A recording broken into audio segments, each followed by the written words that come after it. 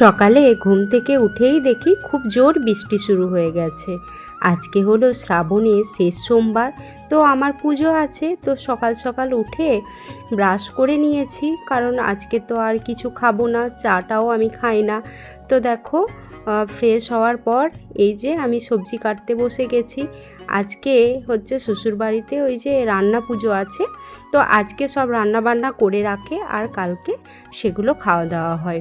তো দেখো এই যে সজনে শাক ভাজা হয়, তারপরে মাছ যা যা সবজি হবে আর কি আমি সব কটা কেটে নিয়েছি। আর এই দেখো এখানে বাবা মাছ কাটছিল, পুকুরের জ্যান্ত মাছ, আর আমি দেখো এখানে বসে বসে মাছগুলোকে ওই যে আঁশগুলোকে তুলছি।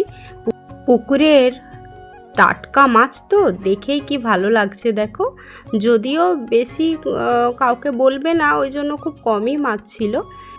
আমি মাছ কাটতে পারি না, বাট এই পুকুরে টাটকা মাছ দেখলে না আমার খুব মানে ইচ্ছে করে যে মাছগুলোকে কাটি। বা এই যে দেখো এগুলো আঁশগুলো কত সুন্দর তোলা যাচ্ছে, আর বাজারের মাছগুলো টাটকা থাকে না, তাই জন্য মাছের আঁশ তুলতে বড্ড কষ্ট হয়। আর এখানে দেখো কত ভালো করে তোলা যাচ্ছে।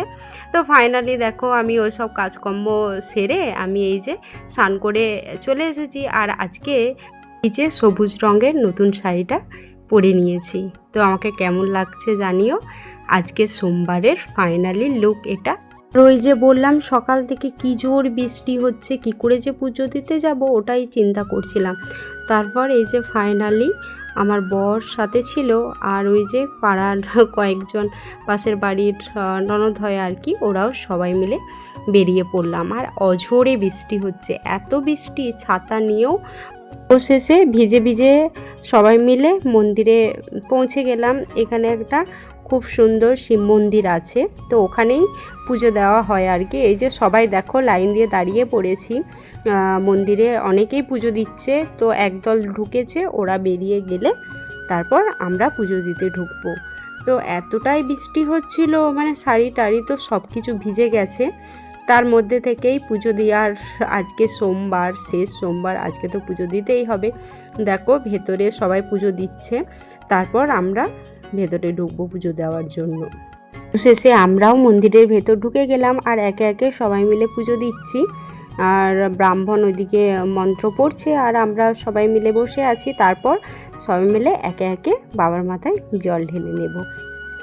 ফাইনালি পুজো দেওয়া হয়ে গেছে, আমি বাইরে বেরিয়ে গেছি।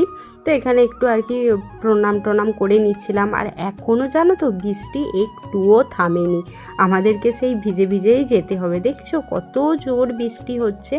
তো আমি ছাতা নিয়ে এসেছিলাম, তো আমরা ছাতাগুলো নিয়ে নিলাম। আর পাশে একটা সুন্দর মন্দির আছে, যেটা মা ধূমবতীর মন্দির, তো ওখানে একটু চলে যাব।